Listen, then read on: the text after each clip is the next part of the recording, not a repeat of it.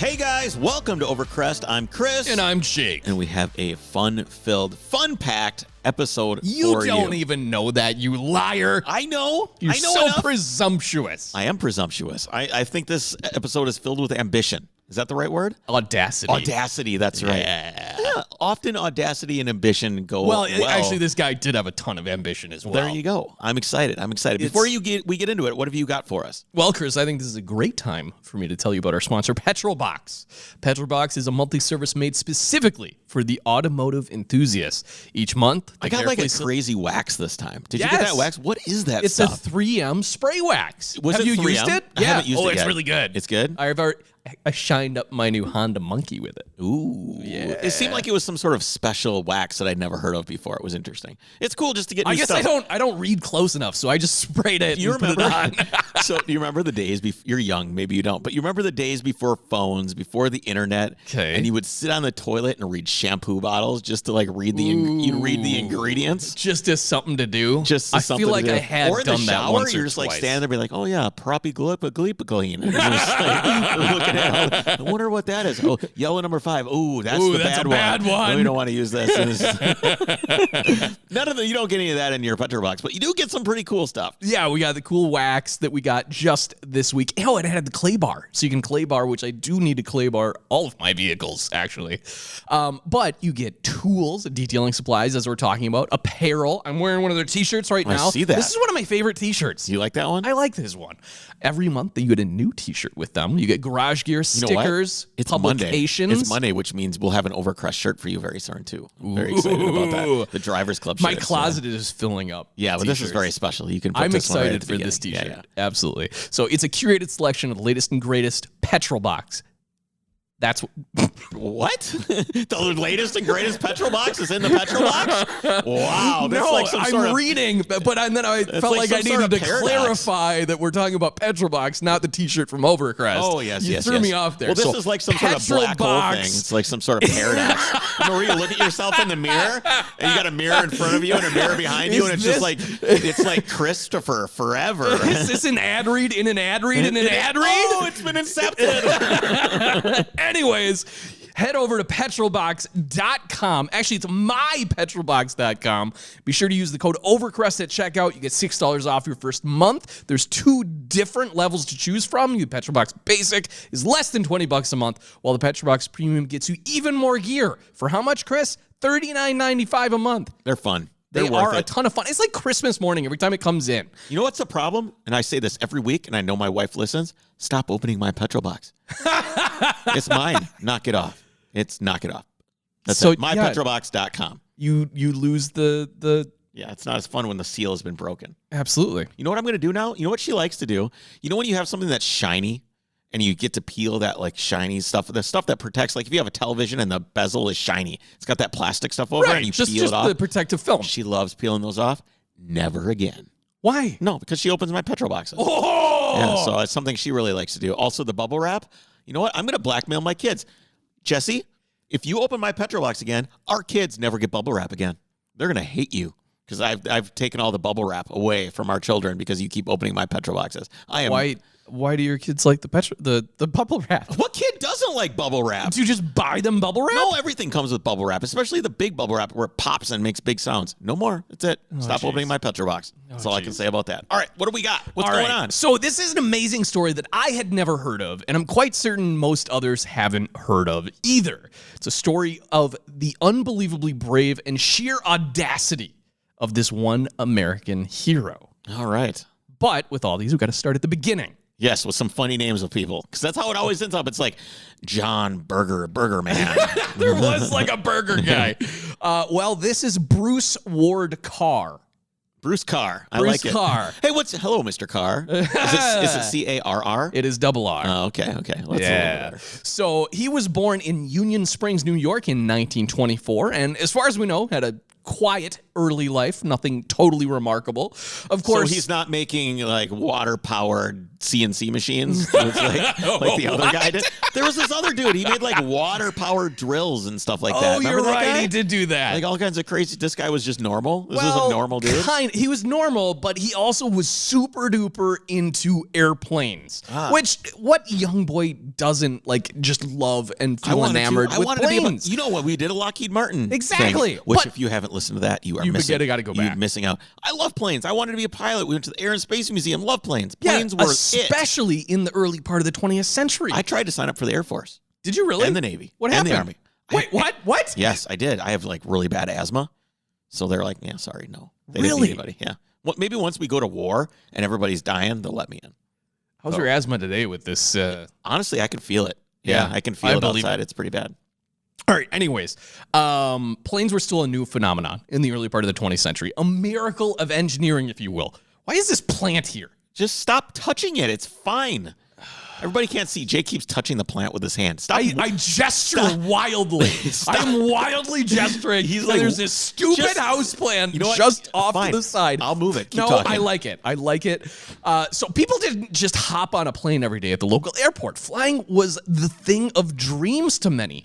And it only emblazoned young Bruce. He was confident from an early age that he would become a pilot. This wasn't some far off pie in the high dream that his parents said, "What? Why? Damn it, Chris!" All right, we're all set. This is the most unprofessional you've ever been. It's just the way that it is. You want to start over a little farther back? No, I don't. All right, keep going then. Jesus. Okay, what do you even know what I'm talking about? I don't. Let's go back a little bit. Let's go back a little bit. Okay, well, let me tell you about Bruce. He's young. He likes planes, but 20th I like planes century. too. Everybody likes planes. Blah, blah, Planes blah. were a new phenomenon. It was a miracle engineering. You didn't just hop on a plane at your local airport after going through TSA and getting violated. Cliff Notes edition. Yes. So flying was the thing of dreams to many, but that didn't stop young Bruce from dreaming big. He was expensive. emblazoned. Nobody could, not just everybody could fly. Right. If you look back at what things that I love about old plane stuff is you look back, people are wearing the best clothes that they have. They're not sitting there. Oh, you're with talking like in the 50s where you'd go on the airline. Okay. Yeah. No, this is before we're way this is before that way even. before. Okay. Yes. But Bruce is like, yeah, I'm confident I'm going to become a pilot. He had laser sharp focus is how it was described through school and his personal life. He dedicated himself to his dream of becoming a pilot. And it paid off. When Bruce was only 15, he befriended a pilot instructor at the most nearby airfield. I don't know how nearby it was. It was probably 100 miles away that he walked. There's probably and was not a like, lot of airfields. Excuse me, sir, I want to become a pilot. Can you teach me? Yeah. And actually, Johnny Burns wasn't used to instructing such young students, but Bruce was tenacious. Wait. This guy's name was Johnny? Well, his nickname's John. He goes by Johnny. Okay. So it's John Burns, Jonathan Burns. Well, just call him Johnny then. Johnny Burns. Burns. Why'd you have to say Johnny? It made it seem like his middle name was Johnny. Stupid. Who would do that to their kids? It's your nickname, Johnny. All right, so Johnny wasn't used to teaching young kids like 15, but our friend Bruce was just so damn tenacious and probably annoying that he basically just let him come up in a plane with them. But as it turned out, young Bruce was just a natural at this. So much so that Johnny agreed to take him under his tutelage. In no time, Bruce was flying solo, honing his skills in Johnny's aircraft. And I wasn't able to find what type of aircraft Bruce was flying at the time, but you need to realize that the development of planes since the introduction was like a breakneck pace. So think about it. The Wright brothers first took place in 1903. First of all, though, we had like 1,000 years of people trying to tape feathers to their arms. Well, that didn't work very well. No, you just see like the old videos of like people going like this Actually, with their arms just flapping their arms around. They had like discs with like canvas on them. They're trying to like jump off buildings and flap and their then arms. you had Da Vinci's like spiral helicopter thing. Yeah, there's all kinds of stuff that didn't work. You're right, it didn't work. But once it worked, it was like crazy exponential development. So 1903 is when Wright brothers first took flight. By the time young Bruce was flying, only 30-some years later, aircraft looked more or less similar to what they do today. Cessnas were on the scene, along with all their manner of civilian planes that can still be seen at today's municipal airfields. So you went from literal canvas and string to contemporary airframes all in the span of a couple decades. Well, you have to keep in mind this is Industrial Revolution time. Hydraulics became invented, cables. Well, most or much of this boom in technology can, and is so often the case, be attributed to wartime ingenuity. Yes. World War I saw the Necessity. first use of aircraft in war. Now, initially, air combat was extremely rare, as the primary use of these planes was just for reconnaissance. There are even stories of crew of rival reconnaissance aircraft exchanging nothing more belligerent than smiles and waves. Oh, hey there, Germans. How you doing? Yeah, no You're guns. Hello, fellow pilot. Just up here loving the skies. This soon progressed. Maybe some gestures. Maybe some.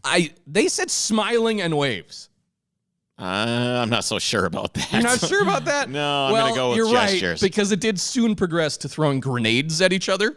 Oh, could you imagine me like, all right, pulling the pin and be like, all right, One here he comes, here he comes. 1,000, two Yeah. 1,000. Shut the thing out there. Jeez. And often other objects, such as grappling hooks, which what are I you don't know gonna if they're do? hooked up to the plane still, and you're just going to try to drag them, or if they're just hoping it gets like hung up in the the propeller. I don't know, understand. but grappling hooks they would throw at each other. The first aircraft ever to be brought down by another was an Austrian reconnaissance aircraft rammed on September 8th, 1914 by Russian pilot Pyotr Nesterov on the Eastern Front, of See, course. I told you, he's probably got some rude gesture. You know, he waved and smiled most of the time, but then he And got he's like, I'll show you, and he just rams them. ram the guy. Total. Well, unfortunately, both planes crashed as a result of the attack, killing all occupants. I would think so. Didn't work very well. Falling from the sky hurts. Yes. Well, it's not the falling that kills you. It's the sudden stopping. Yep. Eventually, pilots began firing handheld firearms at enemy aircraft. However, pistols were too inaccurate and the single-shot rifles too unlikely to score any sort of a hit. On October 5th, 1914, French pilot Louis Quinal opened fire on a German aircraft with a machine gun for the first time. And suddenly, the era of air combat was underway as more and more aircraft were fitted with machine guns.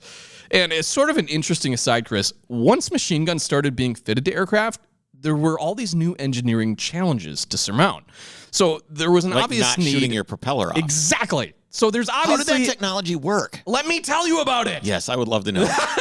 So there was obviously a need for some means to fire a machine gun forward from an aircraft. The first couple of times they just had them on the side and were like, we're going to shoot to our side.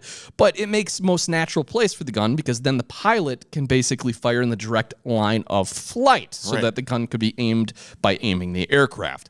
However, this presented the obvious problem of shooting your own propeller. Because normally when the propeller's going, you can't see it. You look right through it. It's not a big deal. Yes. Early experiments with synchronized machine guns had been carried out in several countries before the war.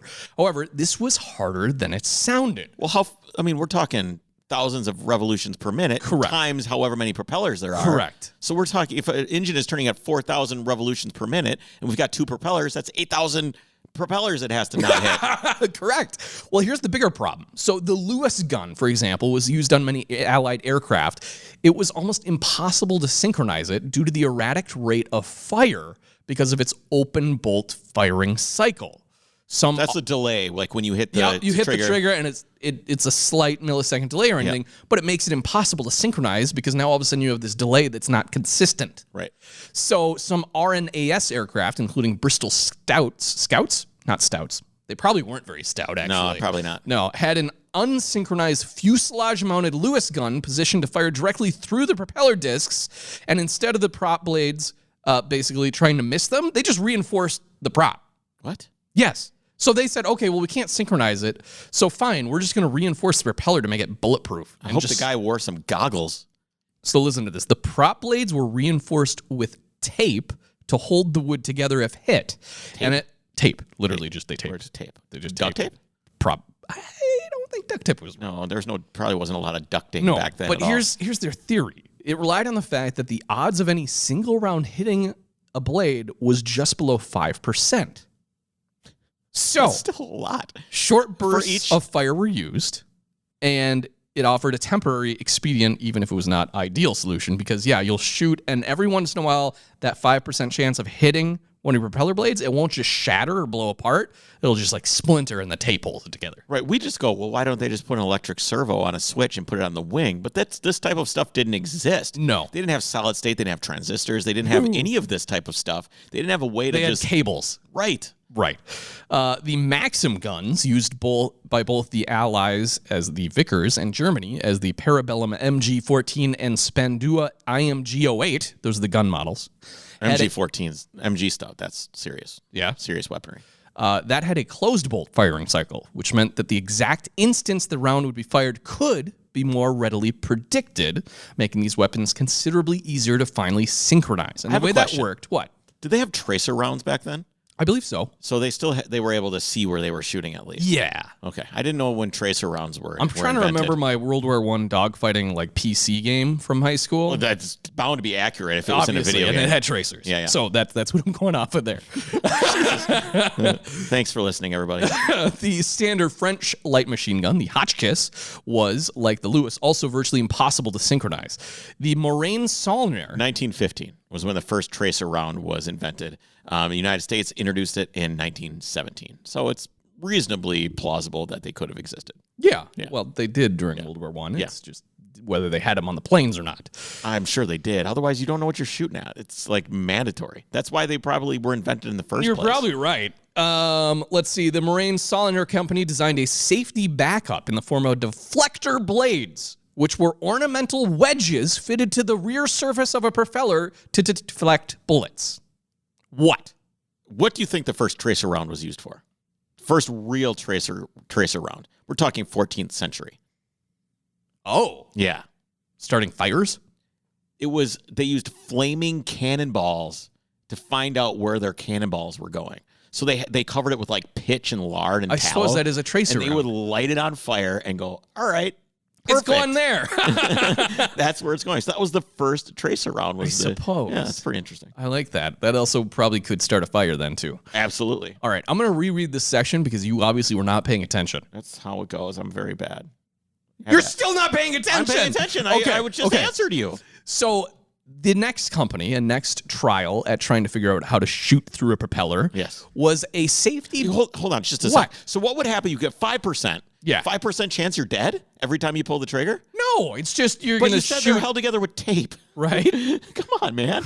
You got 5% chance with every bullet that you're going to blow your propeller into pieces. Right. That's not great odds. And then you can just kind of drift back down. Into enemy territory? Yeah. Ooh, this is not good. I'm just saying. Well, you probably had greater than a 5% chance of dying every time you got in one of these rickety airplanes anyways. These dudes were awesome. That's all I can say. So you're probably like, well, that's small potatoes compared to me just making it back. Yeah, just not running out of fuel or losing oil pressure or anything else. Okay, so the next innovation in trying to shoot through a propeller was the deflector blade. The next technology beyond just crossing your fingers. Right. Was a deflector blade. Okay. This is a metal wedge fitted to the rear surfaces of a propeller blade to deflect the bullets. Also not great. So I don't know how this is aerodynamic. You basically think of a propeller, and then you put these metal wedges on the back right where the bullet would hit, and it just kind of ricochets it off instead of hitting the propeller. This also sounds terrible, especially for a lot of planes that had like canvas. They're all canvas. Yeah, this is not great. I mean, the good thing about canvas with these is it doesn't just explode. You could take a lot of bullet holes through that before your airframe doesn't fly anymore. I imagine being the guy getting sprayed with bullet fragments as you're flying basically into these deflected bullet pieces. You're right. This all sounds awful. So the way that they finally figured out what the technology is with a closed bolt machine gun where you can accurately predict how long it takes from the actuation to hitting the target or firing out of the barrel, I guess, is they had a linkage then. So the linkage ran off a cam on the propeller shaft. And would not allow the gun to fire if it was in the position that would impact the propeller. Correct. Well, that sounds reasonable. That's how I would do it. Yes, and that's how they tried to do it at first, but then the gun would either jam or it'd be such a delay between when the firing happened because it's an open bolt that they just blew apart the propeller anyways. So we're like, well, screw that, so let's just tape it. Screw that. Let's just guess. Let's tape it. Yeah, let's tape it together. Regardless, this dire consequence of war necessitated... Wow. Necessitated? That's what I was going for. All right. The dire consequences of war necessitated a rapid advancement in technology. Yeah, I would think so. Do you want to hear about another rapid advancement in technology? Is it a way to they actually got it to work with the blowing your propeller apart? Well, no, I was going for Obert Car Care. Oh, Their yeah, rapid yes, advancement absolutely. in polishing technology. I hear they've got some new products. I've coming. also heard that through the grapevine. Yeah, we're going to be giving some away here on the podcast pretty soon. Ooh, well, for now, you can head over to obertcarcare.com. That is your source for professional detailing compounds and supplies. It's research tested and developed by professional detailers themselves. That means they are passionate about detailing and know what actually should go into a product instead of some weird lab coat wearing guy, an engineer in the lab going, oh, let's put this in here. And he has no idea what it means to actually polish his car. These guys know, and they truly are great products. It's a simple, foolproof two-step process. It's easy and gives an amazing finish. They're offering 20% off your next order, guys, when you use the code OVERCREST. That code is good not only on their website at obertcarcare.com, but also on detailedimage.com and carsupplieswarehouse.com. Go check them out today. So I was looking a little while you were reading that. I was kind of looking at the trace around thing a little bit more, and from Flaming Cannonballs, we went to. They had these. Flaming arrows were before flaming cannonballs, though. They had spotlight bullets. When they would impact on something, they would like poof, and they would like flash a little light or a little bit of smoke. Probably made out of some weird yeah, radioactive. well, I don't think we had radioactive things in the early 20th century, late 19th century. But those got banned because the Hague Conventions, which is kind of like the NATO treaty or whatever, where you just don't do bad things to each other. They're considered exploding bullets. I guess if you got hit by one of these, it probably wouldn't have been great for you. No, is my guess. No, an exploding bullet probably no good. Well, we certainly had radioactive material in that time, because do you remember our episode we did? Didn't we do an episode on the Phosphorus Girls? The Phosphorus what? Girls? Yeah. No. The watchmakers? No. What? This must be something you're thinking about doing and haven't done yet. Dude. Yeah. You haven't heard of this? No. Do you know what makes your watch hands glow? Tritium. You know what it used to be? No. A radioactive substance. Oh. That they paid all these ladies to paint on, and they kept licking their brush. Oh, no. And their jaws would fall off. Really? Yeah, that's a preview for a future episode. Okay, back to our young Bruce. When he was only 18 years old, war was already looming in Europe as World War II began to take hold. Bruce enrolled in the USAFF's Flying Cadet Training Program. And in a twist of fate, he was assigned to none other than Johnny Burns and continued to flourish under the instructor's own tutelage. So the same guy that taught him how to fly in the first place, 3 years later after enlisting, he goes, oh, Johnny. There's can't be that many people being pilots back then. You know, Right. it's I think you're dangerous. It's scary. It takes a lot of moxie. Yeah. For sure. So partly because Johnny kind of knew that this Bruce guy had it in him, it wasn't long before he was sent on an accelerated pilot training program at Spence Airfield in Georgia. At Spence Airfield, Bruce learned to fly the P-40 Warhawk fighter planes. Now, these single-seater planes had a top speed of 360 miles an hour and had been in service since 1938. Think how much faster that is than anything else that existed back then. That's what I'm talking about. Like the advancement from just like first taking flight at Kitty Hawk in sand dunes, where you basically twisted your body to control the warpage of the wing, to 360 miles in a fighter. So you're driving a car. Imagine going to the airport, right? You're going to go to the airport and fly one of these P-40s. You are driving a car.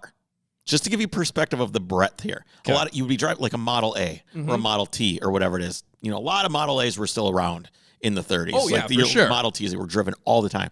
So you're driving a car, rear adjusting the ignition timing while you're driving there and bouncing your teeth out of your face at 20 miles per hour to get in this car that's going over, or this plane going over 300 miles per hour, this war machine.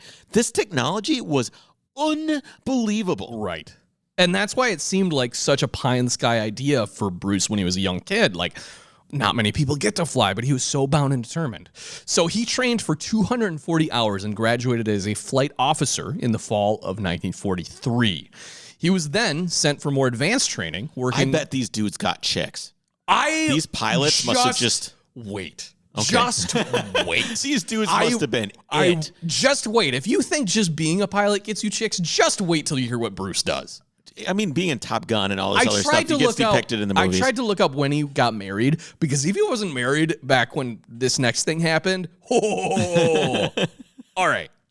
So he was sent for more advanced training, working with planes such as the dive-bombing A-36 Apache and early models of the North American P-51 Mustang. So the That's the P-51 one. I like those, was yeah. just kind of coming into its own here.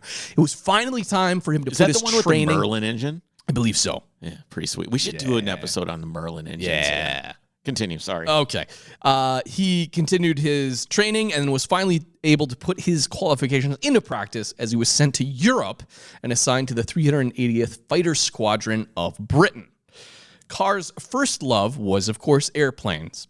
Bruce Carr. Yes. Okay. Cars loved airplanes. Got it. I thought that sounded funny after I said it.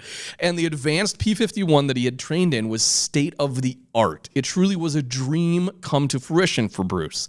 And so, when he was assigned a P-51 to fly in Europe, he quickly christened the plane the Angel's Playmate. Ooh, I like it. Yeah. On March 8th, 1944, Bruce accomplished... Although, weren't all the angels men? Like Gideon and Michael and continue. Well, the Angel's Playmate. Right. So that's the woman.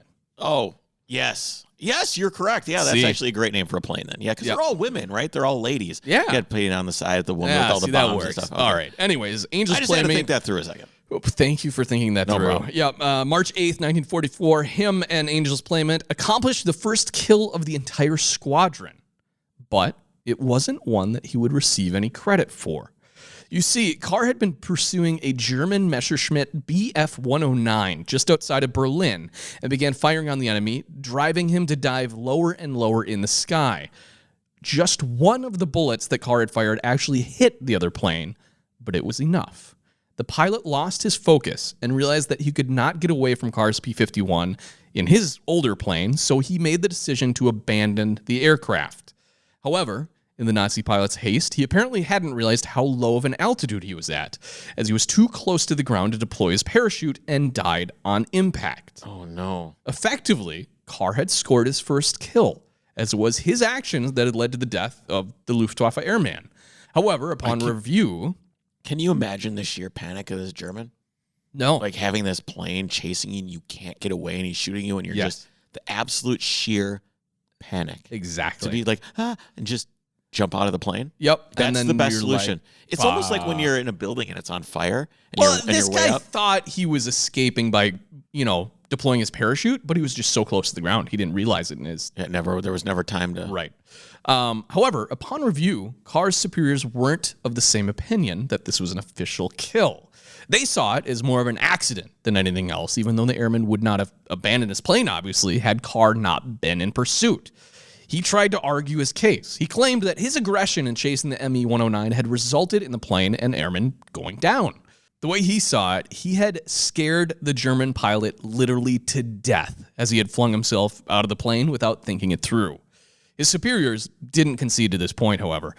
The bigger issue, it turns out, may have been that his superiors were concerned that Bruce was simply too reckless of a pilot and didn't want to encourage him any further. But that didn't stop Bruce. He was transferred to a different squadron, which turned out to be the making of his career. On June 14th, 1944, he received his first credit when he shot down an Me-109 over Normandy. Just 3 days after, he assisted in bringing down an FW-190.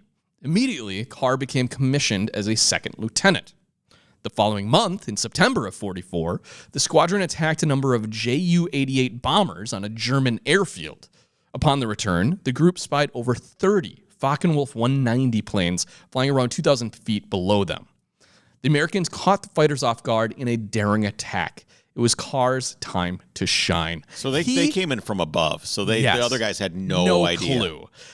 Carr single-handedly brought down 3 Axis fighters in under 10 minutes, which is a stunning feat. Then Carr spotted that a fellow American was in trouble, so he escorted him and his badly damaged plane back to the base in the midst of the enemy fire. Carr had earned himself a Silver Star for his courageous exploits that day. It's a huge honor, as the 3rd highest decoration for valor in any combat.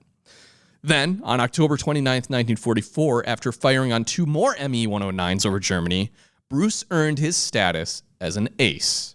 What's ace? An ace, you see, Chris, is a pilot who has 5 confirmed kills. So in order to become an ace, you need to have 5 confirmed kills. He hadn't much time to even think about this achievement, though, as he took off on another attack right away. See, Bruce Carr was leading his flight on a strafing run over German territory in Czechoslovakia 4 days later when his plane encountered anti-aircraft fire. Flak, correct. Carr realized that his plane was going to be going down in flames. Do you know how just flak suffered way too much. I think it's basically exploding shells. Yeah, it is. But they're small, right? And they just have shrapnel that just... Yes, it's basically airborne firework. It's fireworks. grenades. It's fireworks, Or a basically. grenade. Well, yes, but fireworks... But the thing about, fireworks have a fuse. They go boonk, and they go up, and then they blow up. Right. Like flak. It goes... Ding. Right. But, for killing Yeah. as opposed to just enjoyment. Yes, it's true. That was a good... Anyways, his plane is in bad shape over Czechoslovakia. He makes the decision to parachute to the ground, even though he knew he would be landing right in the midst of enemy territory. So, although Carr was many miles from any Allied base, he managed to avoid being captured by the enemy for a number of days. And can you just imagine how terrifying that would have been? Just floating down in absolute silence. Sound of your parachute coming down. You can probably see the little German ants running around down there. And just think of once you're on the ground, hunkering down in the woods, hiding as German troops and civilians are just walking around, milling about their day, worrying every second might lead to your capture. He was drenched from the rain, cold, and hadn't slept in days, nor had he found anything to eat.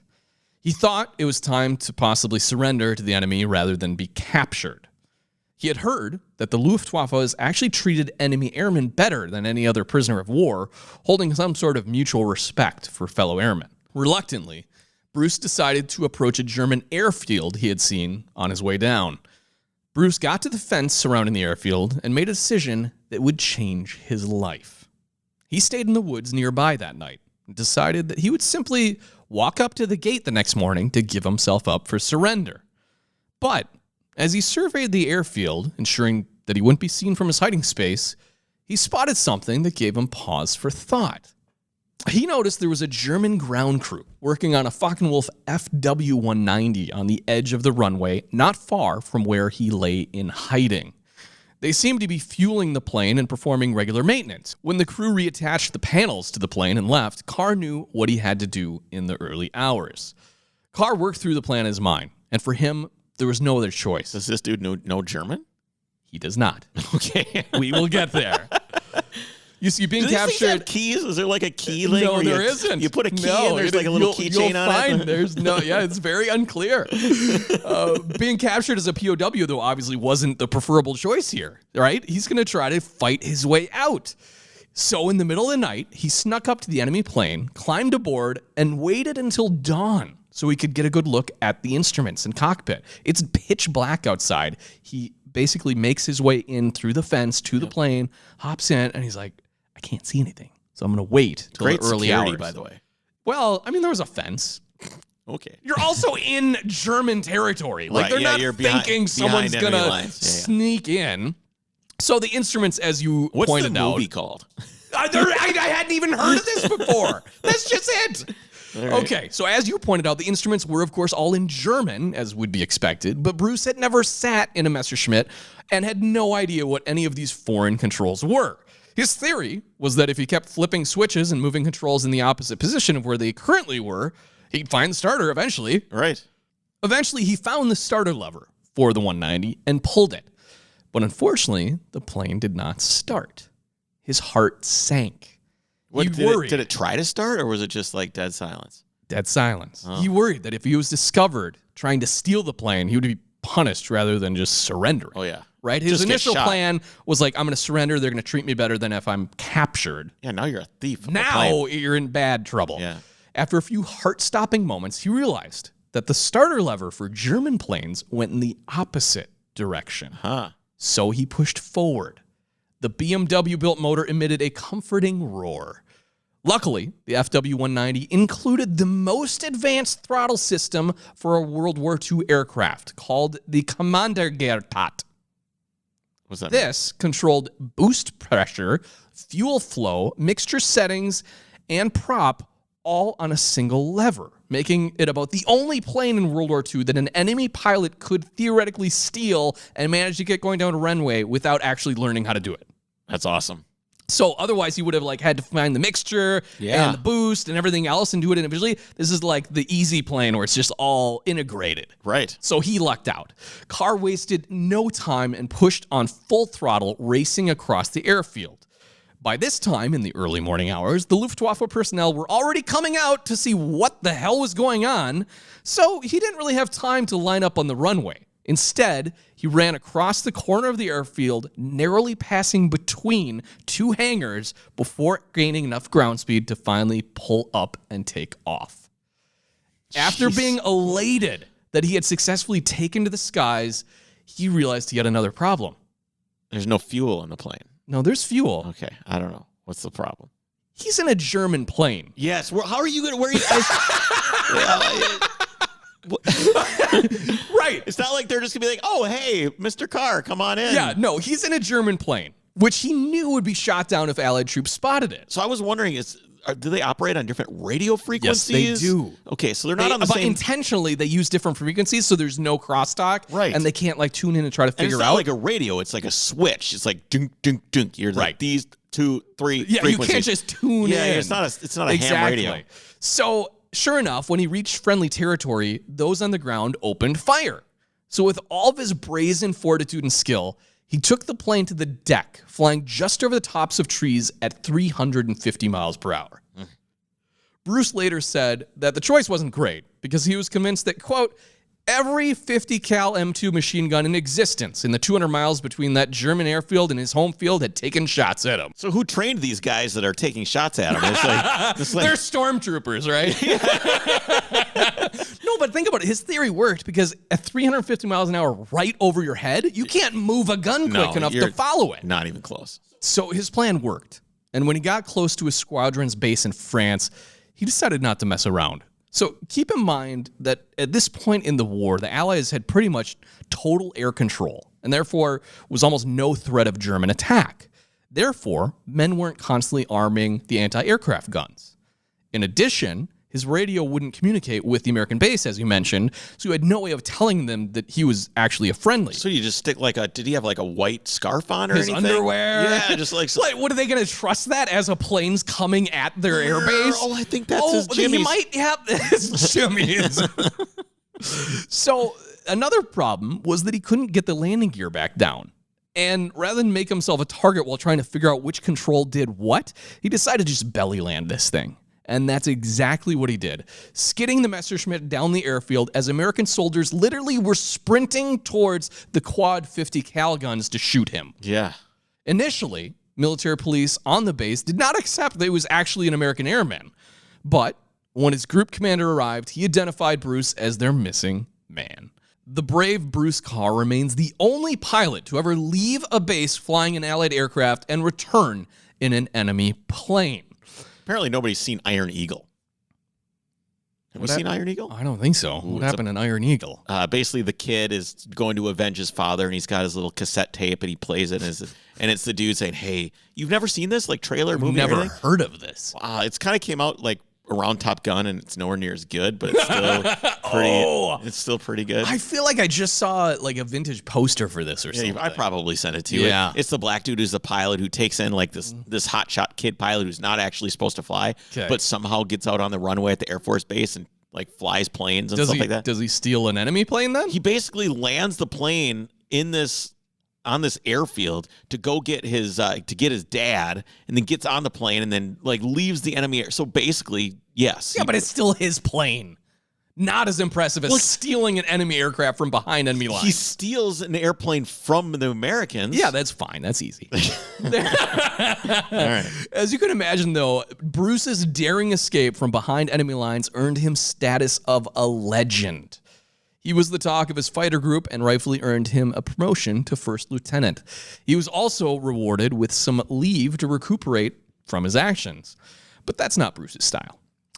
It was not the end of the war for Bruce Carr at all. On April 2nd, 1945, First Lieutenant now, Bruce Carr, was leading a group of American fighters on a reconnaissance mission when they eyed 60 German fighters soaring overhead. It seemed like a suicide mission, but Bruce immediately ordered an attack. But Carr never shied away from any sort of challenge. 15-1, Chris. That's pretty serious odds.